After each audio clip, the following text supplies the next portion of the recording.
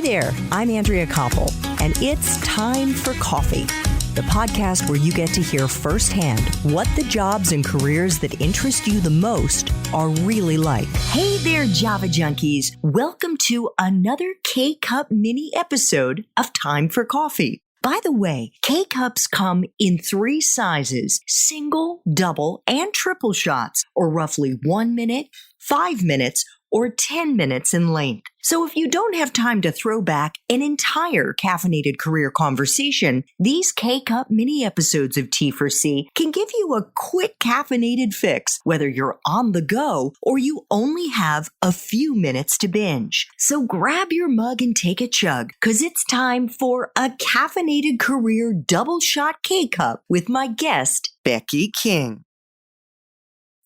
In your experience, Becky, what percentage of the students you've worked with over the years at the various institutions that you've worked at come to you in their junior and senior years and say, oh my God, I am a history major, I'm a literature, whatever, sociology major, and I don't want to go into that field anymore, or I don't know what careers I can go into that makes sense considering what I majored in?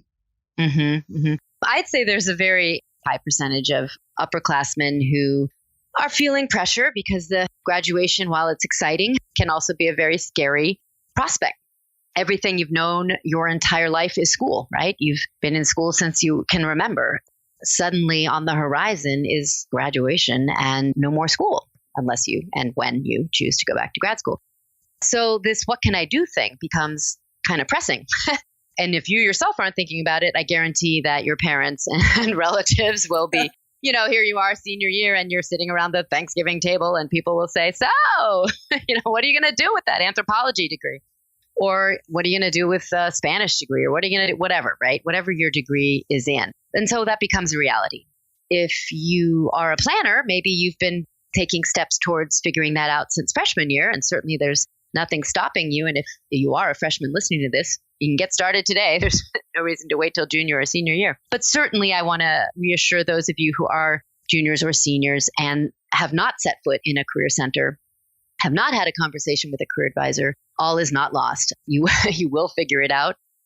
You may or may not have it figured out by graduation, just to be realistic, but that's okay. You'll figure it out eventually. So what do you tell them? Those students who come to you and say, help, I don't think I want to pursue my major, or I don't know how to convert my major into a career that I'm going to like. Sure.